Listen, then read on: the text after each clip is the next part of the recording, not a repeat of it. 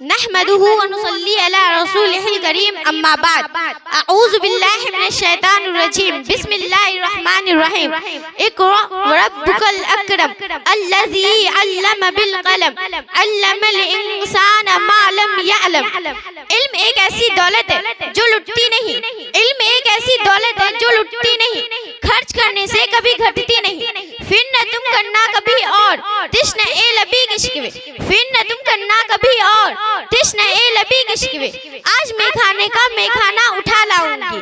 محترم حضرات، میں آپ حضرات کے سامنے علم دین کے موضوع پر کچھ گفتگو کرنے جا رہی ہوں۔ میں پوری کوشش کروں گی کہ کوئی گوشہ باقی نہ رہے۔ امید ہے کہ آپ لوگ سنجیدگی کے ساتھ سماعت کریں گے۔ برادران اسلام، علم دو طرح کا ہے، ایک دنیاوی، دوسرا اخروی۔ علم چاہے دنیاوی ہو یا اخروی انسان کو عزت و فضیلت عطا کرتا ہے، لیکن دنیاوی علم صرف دنیا تک ہی محدود رہتا ہے، اور اخروی علم دنیا و آخرت دونوں جگہ رسوائی ذلت سے نجات دلاتا ہے، عزت و شوکت عطا کرتا ہے۔ میں آپ سب سے سوال کرتی ہوں، وہ کون سی شے تھی جس نے آدم کو ملائکہ سے افضل بنا دیا؟ وہ کون سی شے تھی جس نے انسان کو اشرف المخلوقات بنا دیا؟ وہ کون سی شے تھی جس کی برکت کی وجہ سے اللہ نے انسان کو خلیفہ بنا دیا؟ وہ علم کی دولت ہے۔ جب رب کائنات نے قرآن نازل فرمایا تو سب سے پہلے وہ آیت نازل فرمائی جس کا تعلق علم سے ہے، یعنی اقرأ بسم ربک الذی خلق۔ اخروی علوم کی فضیلت و اہمیت قرآن اور احادیث کے نبویہ میں بکثرت وارد ہوئی ہے۔ اللہ تبارک تعالیٰ ارشاد فرماتے ہیں، قل هل يستوي الذین یعلمون والذین لا یعلمون۔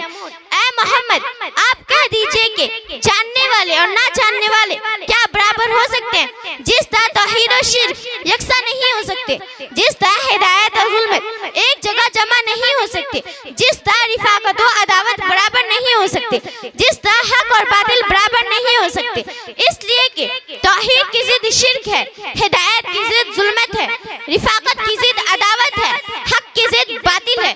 ایک حدیث شریف میں محسن انسانیت صلی اللہ علیہ وسلم کا ارشاد گرامی ہے، فضل العالم علی العابد کفضل القمر لیلۃ البدر علی سائر الکواکب۔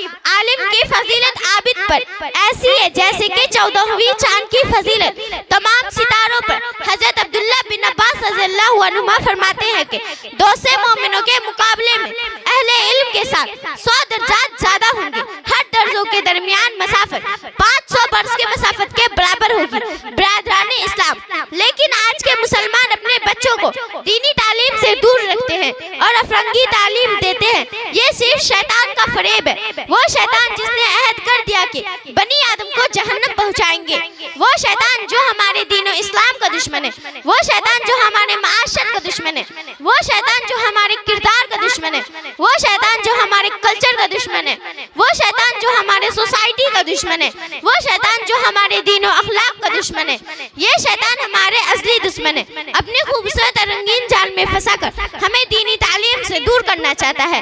یاد رکھیں، اگر ہم اپنے کمسن معصوم بچے کے خیر خواہ ہے تو اسے عالم دین بنائیں۔ اس لیے محمد صلی اللہ علیہ وسلم ارشاد فرماتے ہیں، یستغفر للعالم ما فی السماوات والارض۔ زمین و آسمان میں جتنی بھی اشیاء ہیں وہ سب عالم دین کی مغفرت کے لیے دعا کرتی ہے۔ سمجھ میں کچھ نہیں آتا دنیا کا حساب الٹا، سمجھ میں کچھ نہیں آتا دنیا کا حساب الٹا، نصیحت کیجئے جس کو ملتا ہے جواب الٹا۔